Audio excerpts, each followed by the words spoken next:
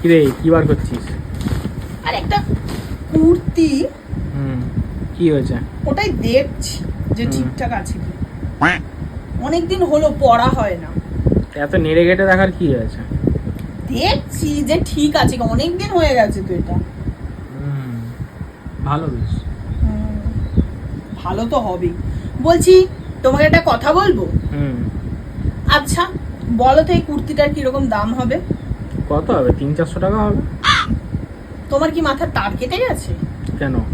এই হ্যান্ডমেড কুর্তিটা এরকম কি সুন্দর বুটিকের কাজ করা, এটার দাম 300-400 টাকা। আরে পাতি গড়িয়াটের মাল, 300 টাকা দাম। এটা 300 টাকার বেশি হবেই না। 300 টাকার বেশি হবে না? না না, এটা রাখ রাখ রাখ। কি বলো গো, তুমি জানোই না? সস্তার মাল, সস্তা জিনিসই ওগুলো পাবি সব। বাপের বাড়ি থেকে পাঠিয়েছে তো? যেখান থেকেই পাঠা। কি সস্তার জিনিস সস্তা? না কিছু না কিছু। তুমি কি আমাকে সস্তা বললে? না না। তুমি জানো এই কুর্তিটা আমাকে কে দিয়েছে?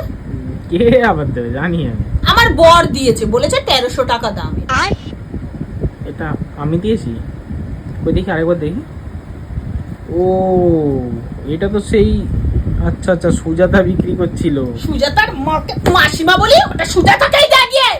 এটা এটা চিটিং বাজ লোক একটা। হ্যান্ডমেড 1300। ও মনে পড়ে 1300 টাকা দাম নিয়েছিল। 1300 টাকা ওকে দেখি, আমি পরবো না। আমি এটাই জানার জন্য শালা আমাকে চেনাচ্ছে জামা কাপড়ের দাম। আমার ভুল হয়েছে, ক্ষমা করে দেন।